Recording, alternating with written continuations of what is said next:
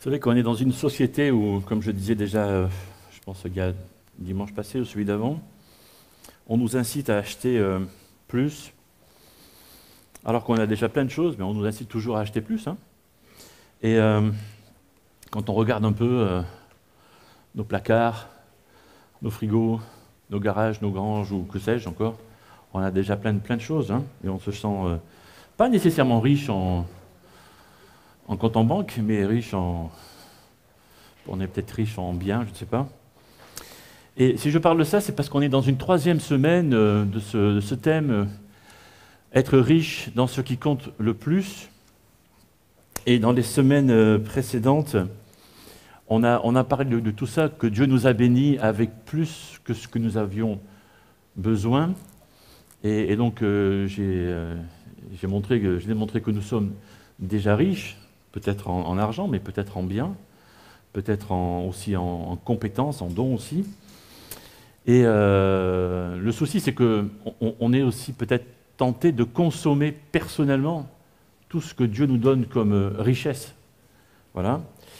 Et que les trois défis d'une personne riche, puisque nous sommes riches, même si on n'a pas un compte en banque de je ne sais pas combien de millions d'euros, hein, c'est de dépendre de Dieu, que nos richesses nous détournent de nos vraies priorités et que notre richesse est notre responsabilité. Et aujourd'hui, j'aimerais parler de quelque chose qui peut paraître gênant. J'aimerais parler de ce thème que j'ai appelé riche donateur. Et alors peut-être que parmi nous, certaines personnes aimeraient donner plus et peut-être se considèrent comme donnant pas assez, mais voilà, aimeraient donner plus. Et quand je dis donner, c'est pas seulement en argent, mais aussi peut-être en biens, peut-être en temps, en compétences, etc. J'ai déjà dit aussi que une personne qui a des revenus confortables, c'est difficile de donner beaucoup. Dans notre Église, il se trouve que le Seigneur a béni plusieurs personnes et qu'ils ont compris aussi ce que le Seigneur attendait d'eux. Et que être un riche donateur, c'est déjà bien, c'est beaucoup, c'est bien, c'est super. Mais c'est aussi un exercice de chaque semaine, de chaque mois, de ne pas retomber dans ses défauts, de dépenser tout pour soi, tout pour notre propre famille, etc. C'est comme une discipline. Et je n'ai pas peur d'utiliser ce mot-là, pour gérer ce que Dieu nous donne de la bonne façon et puisqu'on est riche après tout, d'être un riche de la manière dont Dieu veut que l'on soit. Et alors, j'ai prêché déjà sur l'argent et sur le fait de bien gérer l'argent que Dieu nous donne il y a quelques mois. Vous dites, pourquoi il remet une couche? Ben, peut-être pour encourager, pour vous encourager, vous qui êtes engagés déjà dans cette gestion de votre argent comme le Seigneur vous demande de le faire, et pour vous encourager dans ce sens-là. Et c'est peut-être aussi l'occasion de faire le point, voilà, de voir où vous en êtes, mais je ne vais pas aller vous voir pour ça, c'est vous-même qui le faites, hein, devant Dieu. Parce que franchement, laisser Dieu diriger ma vie, notre vie, c'est une chose. Laisser Dieu diriger nos finances, c'est encore autre chose. Voilà. Et être généreux, ne pas claquer son fric juste pour soi-même, ça ne court pas les rues, quoi. Vous voyez ce que je veux dire? Et c'est vraiment un choix de vie. C'est vraiment un choix de vie qui contraste vraiment avec ce que nos contemporains ont l'habitude de faire, et parce que nos contemporains ont plutôt l'habitude de dépenser tout leur argent et de dépenser même l'argent qu'ils n'ont pas. Voilà. Et c'est plutôt dans ce sens-là que nos sociétés, hein, pas seulement la nôtre, mais nos sociétés nous poussent à faire, quoi. Voilà. Et si tu as besoin d'un crédit, tu peux aller frapper n'importe où, quels que soient tes revenus, tu peux l'avoir, quoi. Voilà. Et c'est fou, en fait, hein. C'est comme ça que tu te trouves endetté ou surendetté. Voilà. Alors, si nous croyons que Dieu nous a bénis, si nous croyons que Dieu nous a bénis, pas seulement que pour nous, pourquoi Dieu a-t-il permis que nous soyons riches? Pourquoi Dieu nous enrichit-il? Pourquoi Dieu nous donne ses revenus? Pourquoi Dieu nous donne ses biens? Pourquoi Dieu nous donne peut-être une grande maison? Pourquoi Dieu nous donne ceci ou cela? Je crois, pour plusieurs raisons, j'en note que deux ici. La première des raisons, c'est pour en profiter. Alors, vous vous dites, mais ça ne va pas avec ce que tu viens juste de dire. Mais il y a une deuxième raison.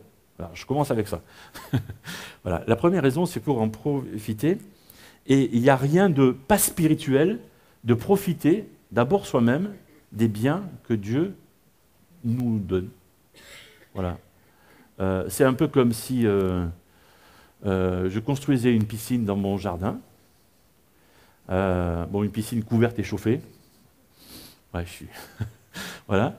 Hein, et que j'interdisais à mes enfants d'en profiter. Tu vois? C'est bizarre. Bon, regarde, voilà. Je vais non seulement dire à mes enfants profitez-en, mais invitez vos amis aussi. Alors, je vous rassure, je ne vais pas construire une piscine dans mon jardin. Voilà. Mais bref, ça c'est pour les voisins qui sont dans la salle. Voilà. Alors, ça c'est la première raison. Dieu nous permet d'avoir des biens ou des richesses, d'abord pour en profiter soi-même. Ok, ça va. Il n'y a pas de souci avec ça. Et remarquez que c'est la troisième prédication que je fais sur ce thème-là, et ça fait 3 fois que je dis ça. Hein. Okay, et la deuxième raison, c'est pour être généreux avec ces biens ou ces richesses que Dieu nous permet d'avoir. Dans 2 Corinthiens chapitre 9, qui est un livre du Nouveau Testament, il est écrit « Il vous rendra suffisamment riche en tout temps pour que vous puissiez sans cesse vous montrer généreux. Ainsi, beaucoup remercieront Dieu pour les dons que nous leur transmettons de votre part. » Si vous êtes suffisamment riche et que vous... Voilà, l'idée c'est que si vous donnez un peu de votre richesse à quelqu'un qui en a besoin, hein, voilà, l'autre va être heureux, et vous l'avez sûrement fait déjà. Voilà, parce que vous avez un bien et l'autre en a besoin, et vous l'avez donné. Et c'est ça, être généreux. Il n'y a pas que les chrétiens qui font ça, heureusement. Voilà, tous les hommes le font, enfin tous les hommes, ceux qui sont généreux le font. Voilà, et c'est bien. C'est ce que dit l'apôtre Paul quand il écrit à Timothée. C'est un texte qu'on a déjà vu. Recommande-leur de faire le bien, d'être riche en œuvres bonnes, d'être généreux et de partager avec les autres. Et vous remarquez là, il dit d'être riche en œuvres bonnes. Alors on parlera des œuvres la semaine prochaine. On va parler d'être riche en actions, des choses à faire. Et puis ici, il dit d'être généreux, de partager avec les autres. Alors, quand on a commencé cette série de prédications, être riche dans ce qui compte le plus, on a commencé notre phrase clé. Et la semaine passée, on a dit « Dieu m'a béni avec plus ce que j'ai besoin ». On a rajouté « Je n'ai pas confiance en mes richesses, mais en celui qui me donne ces richesses ». Et aujourd'hui, on rajoute ça, parce que j'en ai plus, je vais en donner plus. Si j'en ai plus. Si j'en ai pas plus, j'en donne pas plus. Vous comprenez ce que je veux dire? Ok, si j'en ai plus, j'en donne plus. Parce que ce n'est pas évident pour tout le monde. Ça.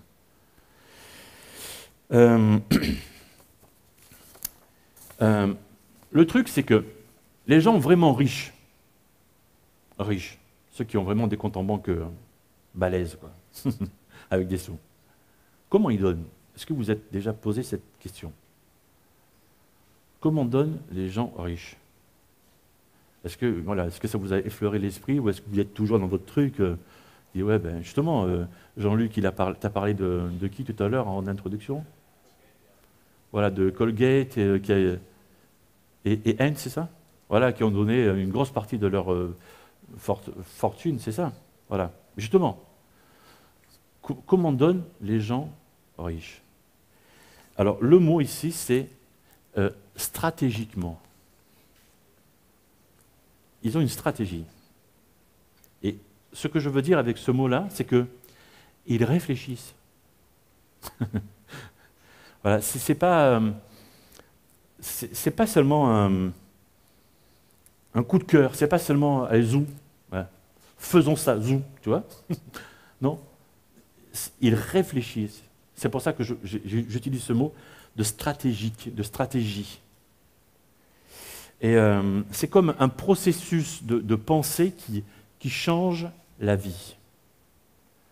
2 Corinthiens chapitre 9, verset 7, que chacun donne comme il aura décidé en son cœur, là on parle d'argent ici, hein, comme il aura décidé en son cœur, sans regret ni contrainte, car Dieu aime celui qui donne avec joie. Là on parle bien de décision en son cœur. Le cœur c'est plutôt ici la réflexion, la pensée. C'est-à-dire je vais réfléchir, je m'assois, je me pose, qu'est-ce que je donne à Dieu? Qu'est-ce que je donne? Voilà, c'est pas, ah ben tiens, j'ai oublié, vite fait, je fouille le fond de mes poches et plouf. Ça, c'est l'impulsion, quoi. Là, on parle de réflexion. Comme il aura décidé en son cœur. C'est vraiment un processus de réflexion. Ça veut dire qu'on a parlé avec Dieu, ou on a prié, si vous voulez utiliser ce terme, c'est bien aussi. C'est dans la Bible, ça tombe bien. On a parlé avec Dieu. On m'a dit, Seigneur, qu'est-ce que tu veux que je fasse pour toi? Ouais. Si on est marié, on en a parlé avec son conjoint. Ouais. On a fait des calculs. On a compté. On a établi un budget. Qu'est-ce qu'on donne? Donc c'est calculé, quoi. C'est stratégique. Bien sûr. Et alors? N'ayons pas peur des mots. N'est-ce pas? Bien sûr. Et si une fois que ce processus de réflexion est passé, on prend un engagement pour Dieu, mais si on n'est pas à l'aise, ça ne va pas. Parce que là, on parle de ne pas avoir ni regret, ni contrainte. Il faut être à l'aise. Il faut être tranquille, hein. Vous l'attendiez celui-là. Il faut être tranquille, c'est vrai, mais c'est vrai, paisible. Parce que si on se sent forcé, halte là, stop, d'accord? Sans regret ni contrainte. Donc c'est bien stratégique en fait. On est bien dans un processus de réflexion qui est en train de changer ma vie, parce que quand je change mon budget de famille, ça change ma vie en fait.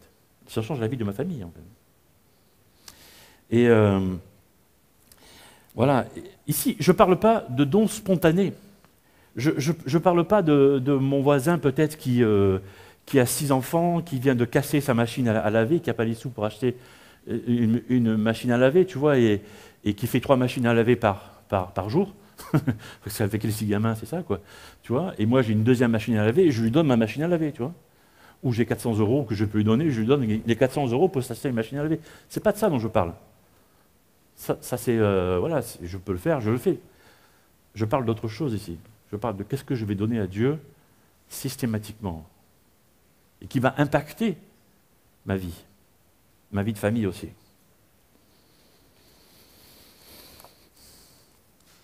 On voit ça, quelque part, vous savez, on se rapproche de Noël. Alors avant, je n'aimais pas beaucoup la période de Noël. Et plus je vieillis, plus je me transforme en Père Noël, plus physiquement, plus je commence à...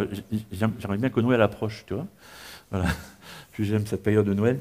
Mais tout ça pour parler des mages, qui apportent des cadeaux. Hein, l'or, l'encens et la myrrhe. Alors comment ils ont pensé ces cadeaux? Comment ils ont pensé ces cadeaux? Alors, de l'or qui symbolise le cadeau qu'on fait à un roi, de l'encens qui symbolise le cadeau qu'on fait à un dieu, et la myrrhe, qui est un parfum, qui symbolise l'homme. Tu vois? Alors ces gars-là, qui sont des hauts responsables, se sont mis en marche, ils venaient de loin avec les serviteurs, avec des militaires pour les garder parce que les routes n'étaient pas sûres. Ils se sont mis en marche, le voyage a duré des mois, tu vois, ils se sont mis en marche et au bout de quelques mois de marche, il y en a un qui dit « Mince, j'ai oublié la myrrhe ». Ah ben c'est pas grave, on s'arrêtera au supermarché du coin et puis si on ne trouve pas de la myrrhe, on va prendre un doudou. Tu vois?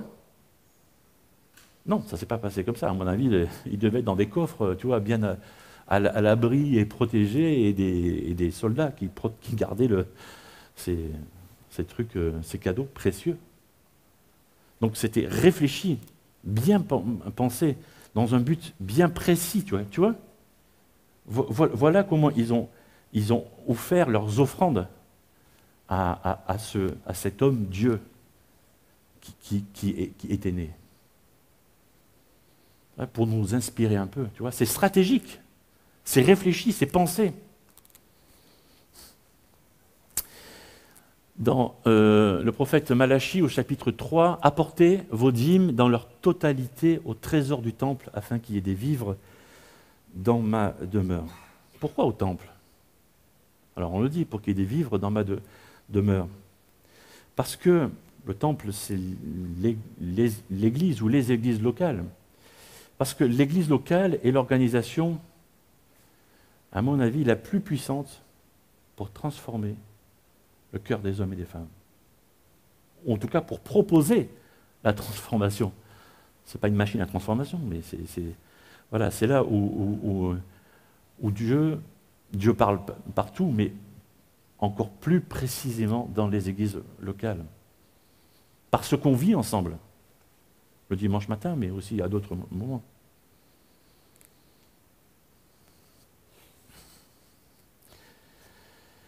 Apportez donc vos dîmes. J'ai quelquefois parlé avec des collègues pasteurs qui seraient incapables de prêcher ce que je prêche ce matin dans leur église. Ils ne peuvent pas parler de dîmes dans leurs églises. Parce que les membres de leur église ne supportent pas qu'on parle de ça. Ouais. T'as jamais parlé, toi, hein, avec... Ouais, de ça. Moi, j'ai croisé plusieurs comme ça. Parce que certains vont dire, oui, la dîme est un principe de l'Ancien Testament, donc de ce qu'on faisait il y a très très longtemps. Mais depuis que Jésus est venu sur terre, les choses ont changé. Je ne suis pas venu abolir la loi et les prophètes. Il me semble qu'il a dit ça aussi, mais bref. Donc, Jésus dit ça aussi dans Matthieu chapitre 3. « Malheur à vous, spécialistes de la loi et pharisiens. » Les pharisiens, c'était les théologiens de cette époque-là. Hein. Vous vous acquittez de la dîme. Alors, la dîme, c'est 10% hein, pour ceux qui ne savent pas, sur la menthe, l'anis et le cumin. Donc, c'est précis. Hein. Donc, c'est les épices, là. Mais vous laissez de côté ce qui est le plus important dans la loi, c'est-à-dire la justice, la compassion et la fidélité. Voilà ce qu'il fallait pratiquer sans négliger le reste. Jésus dit que la dîme n'est pas ce qu'il y a de plus important, mais il faut quand même la pratiquer. Mais ce n'est pas ça le plus important. Bien sûr. Alors, toujours pour nous encourager dans le principe de la dîme, voici pourquoi je choisis de donner la dîme, parce que la dîme m'apprend à placer Dieu en premier. Deutéronome chapitre 14 nous dit « Vous apprendrez à craindre l'Éternel, votre Dieu, tous les jours de votre vie. » La dîme m'apprend à placer Dieu en premier. Quand je calcule mon budget du mois, le premier 10%, je vais donner ça à Dieu. Et pour certains, ce que je viens de dire est une pure folie. Hein. Et ils seraient heureux de ne pas l'entendre. Oui, parce que ça demande de l'engagement, une réorganisation, et certains n'ont pas envie de revoir leurs priorités. Mais c'est leur droit, chacun fait ce qu'il veut. Hein. Moi, je force personne. Hein. Une deuxième chose, la dîme augmente ma foi en la bonté de Dieu. Parce que, tout d'un coup, je dois apprendre à gérer mon budget personnel, celui de ma famille, avec 90% de mes revenus. Et ce qui est étonnant, c'est que ça fonctionne. C'est pas vrai? Ça veut dire qu'il est d'accord quand il dit ça. Pour ceux qui savent pas. Eh oui. Il y a plus que ça. J'ai noté, mais j'en parle l'autre jour. J'étais avec un ami, c'était la fin de l'été. Il passe me voir, je crois que c'était un vendredi matin, et il me dit, qu'est-ce que tu fais cet après-midi? Je dis, vendredi après-midi, je vais à l'église, je fais les copies des suivis, comme c'était la fin du mois, je fais les copies des bulletins mensuels. Et Thibaut n'était pas là en principe le vendredi, Thibaut est avec moi quand il est là. Et là, Thibaut n'était pas là, et il me dit, est-ce que je peux venir avec toi? Je dis, viens avec moi. Je dis, quand quelqu'un veut venir avec moi à l'église, il est bienvenu toujours, hein. Il n'y a pas de souci avec ça. Et donc, on vient ici, on était seuls tous les deux, donc on arrive, on fait un café, bien sûr.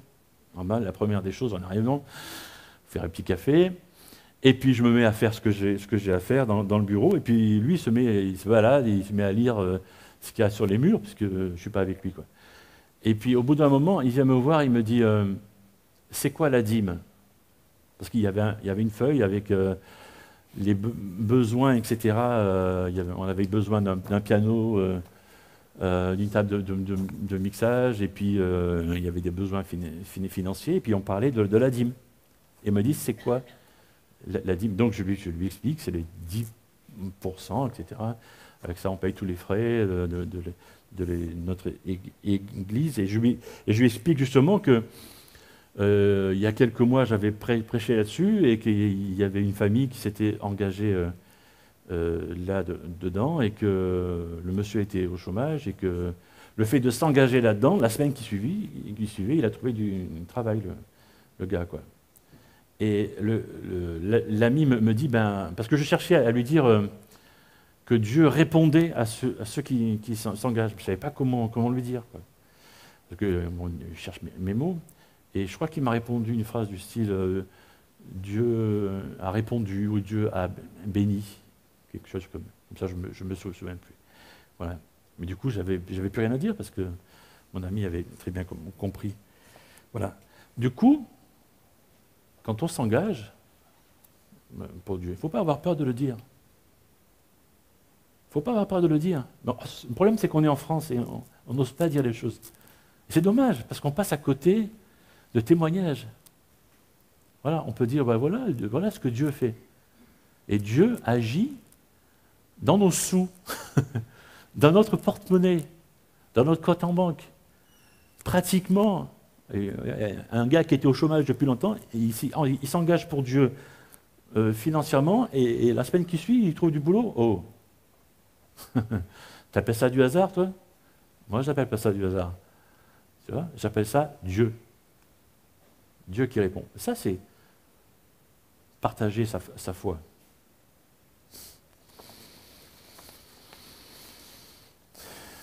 Du coup, notre foi va être propulsée, va être, j'ai noté, dynamitée. Je m'étais trompé, je voulais dire dynamisée, mais je trouvais que dynamité, c'était bien aussi. Donc je vous le dis. C'était bien. Hein? Boum! C'est exactement ça. Parce qu'il faut de la foi, c'est ça. Il faut vraiment croire en Dieu pour lui donner 10%, pour lui donner les premiers 10% de nos revenus. Il faut vraiment croire en Dieu. Il faut vraiment lui faire confiance. Et si tu n'as pas cette foi-là, ne le fais pas, quoi. Voilà. C'est comme ça que Dieu donne. Dieu donne, pas au hasard, mais Dieu donne avec tout son cœur. Regardez ce qui est écrit là. Voilà comment Dieu nous montre l'amour qu'il a pour nous. Alors que nous étions encore des pécheurs. Pécheur, ça veut dire quelqu'un qui désobéit à Dieu. Ok? Alors que nous étions encore des pécheurs, Christ est mort pour nous. Voilà comment Dieu donne. Dieu meurt sur la croix par son Fils Jésus. Le souci, c'est que lui sait déjà, par avance, qu'il y a des millions d'hommes et de femmes qui ne vont pas avoir la foi en lui. Mais il sait aussi qu'il y a des millions d'hommes et de femmes qui vont croire en lui. Tu vois? Et ça, c'est beau, en fait. Ce n'est pas un pari qu'il a fait, il donne. Voilà son cœur. Et voilà ce qu'il attend de nous, que nous croyons en lui. Cette histoire de dîme est tellement forte dans ce qu'elle nous demande de changer dans nos vies que Dieu nous permet de douter. C'est fou, ça. Et j'avais parlé de ça il y a quelques mois quand j'ai parlé de la dîme. C'est pratiquement une des seules fois dans la Bible où Dieu nous dit « Ok, je comprends que tu doutes. Je comprends que tu doutes. Ben, teste-moi. » C'est Dieu qui dit ça dans ce passage-là. J'ai commencé la lecture. Apportez vos dîmes dans leur totalité au trésor du temple. Hein. De cette façon, mettez-moi à l'épreuve, déclare l'Éternel. Alors, c'est l'Éternel Big Boss, hein, le Seigneur de l'armée céleste, tu vois. C'est le Dieu qui est assis sur son trône avec tous les militaires derrière, tu sais, les anges avec les armes, etc. Non, mais c'est ça. Il se présente comme ça. Tu vois, si on doute par rapport à nos sous, sérieux, il se présente comme ça. Et alors vous verrez bien si de mon côté, j'ouvre pas pour vous les écluses des cieux et ne vous comble pas avec surabondance de ma bénédiction. C'est-à-dire que le big boss, il est là-haut et il attend juste que tu fasses un pas, quoi. Et ça fonctionne. C'est ça qui est dingue. Teste-le. Un deuxième grand point, mais je vais aller assez vite là, c'est de donner sacrificiellement. Parce que c'est ça qui nous fait peur. C'est de ne pas avoir assez. Honnêtement, sérieux. De ne pas avoir assez. C'est pas vrai? Si, mais oui, bien sûr, mais je le dis. Quoi? Ça va? Le Seigneur me permet de douter. Ben, je doute alors. Hein? Hein, c'est vrai? Ça va?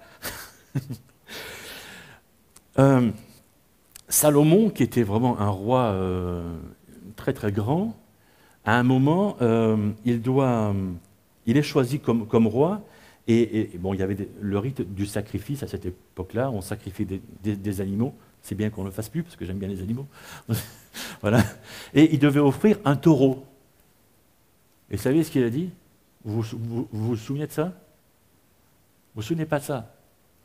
Oh oh! Tu te souviens, hein, toi? Ouais. Il a dit, ben non, moi je suis riche, je vais en offrir 1000.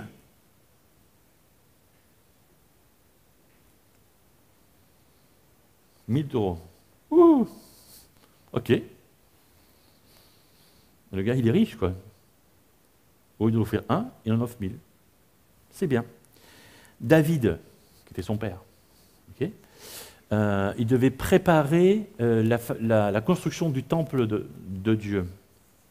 Et donc, il fallait acheter plein de choses. Et le gars, il a donné sa fortune personnelle pour acheter tout le matériel. Les théologiens ont estimé à plusieurs milliards. C'est le plus gros don qui a été fait à Dieu à cette époque-là. Dans Marc, l'évangile de Marc, au chapitre 14, il y a cette femme qui est venue répandre du parfum sur la tête de Jésus. Ceux qui connaissent voient de quoi je parle. Et on estime le coût de ce parfum à 15 000 €. Même les gens qui étaient là, ils disent « Mais pourquoi tu fais ça? On aurait pu donner l'argent aux pauvres. Tu es folle !» Mais cette femme était tellement bénie par les paroles de Jésus, de ce que Jésus avait fait pour elle, qu'elle a voulu l'honorer. L'histoire, c'est pas, je parle de sacrificiellement, c'est pas une question de quantité, parce qu'il y a aussi cette pauvre femme-là. Et j'ai parlé de ça dimanche passé. Cette veuve-là, Jésus était à l'entrée du temple, il voit des riches qui mettaient leurs dons dans le tronc. Bon, ça se voyait, il n'y avait pas d'enveloppe, hein, donc il savait combien chacun mettait, etc. Tu vois. Et à l'époque, les riches montraient combien ils mettaient. Hein. Voilà. Et donc, il a aperçu une pauvre veuve qui glissait 2 petites pièces. Ok ? En vérité, je vous l'assure, cette pauvre veuve a donné bien plus que tous les autres, car les autres ont donné leur superflu, elle a pris sur son nécessaire, elle a donné ce qu'elle avait pour vivre. Donc une fois qu'elle a mis ses pièces, elle n'avait plus rien à bouffer, quoi, pour être clair. Sacrifice. Quelle foi avait cette femme? Il n'y a pas besoin de donner 1000 taureaux, tu vois, juste 2 pièces. Mais c'est ce qu'elle avait pour manger, en fait. Elle n'avait plus, après. On ne connaît pas l'histoire après de cette femme. Certainement que Dieu l'a bénie, je ne sais pas, peut-être qu'elle a été invitée à manger par une voisine, je ne sais pas. J'en sais rien. J'imagine, là, je ne sais pas. Voilà.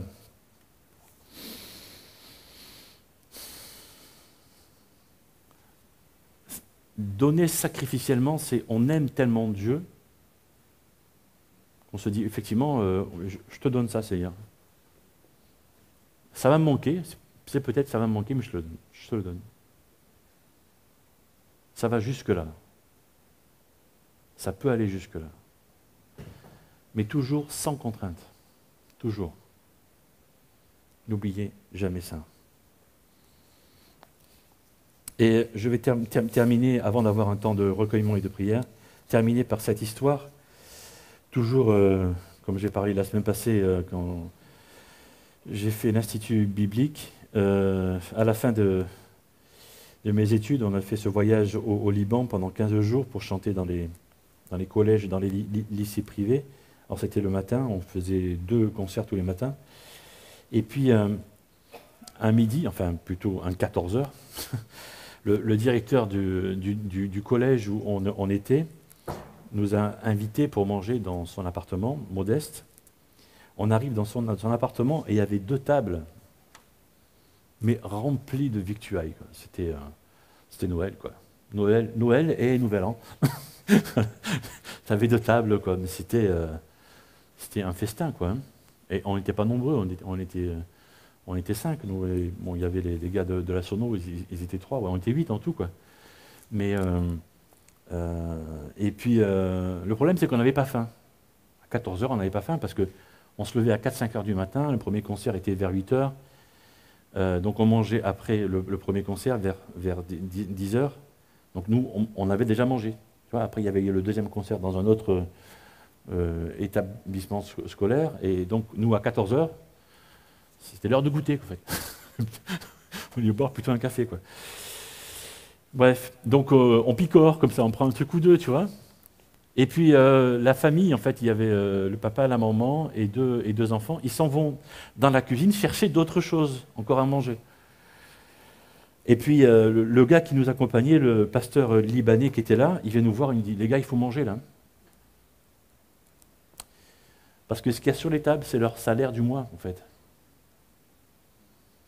Ils sont tellement heureux de vous voir, tellement heureux de voir des Français, pour commencer, point numéro 1, de voir des Français chrétiens, qui les aident à témoigner dans leur collège, et tellement heureux de vous recevoir chez eux, il faut manger.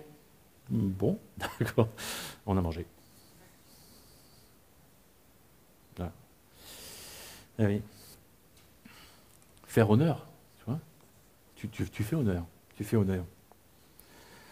On doit toujours faire attention à notre attitude face à notre argent, face au bien que Dieu nous a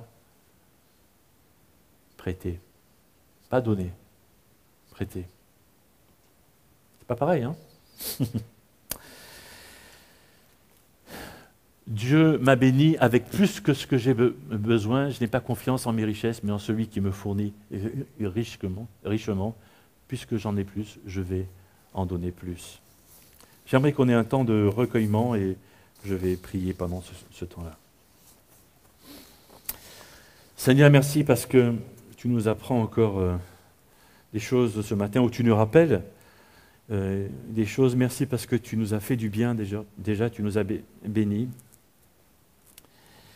avec tellement de choses, avec la famille, avec des amis, avec des biens, avec des revenus. Seigneur, nous voulons apprendre ou continuer à te donner stratégiquement en réfléchissant, en te demandant ce que nous devons faire.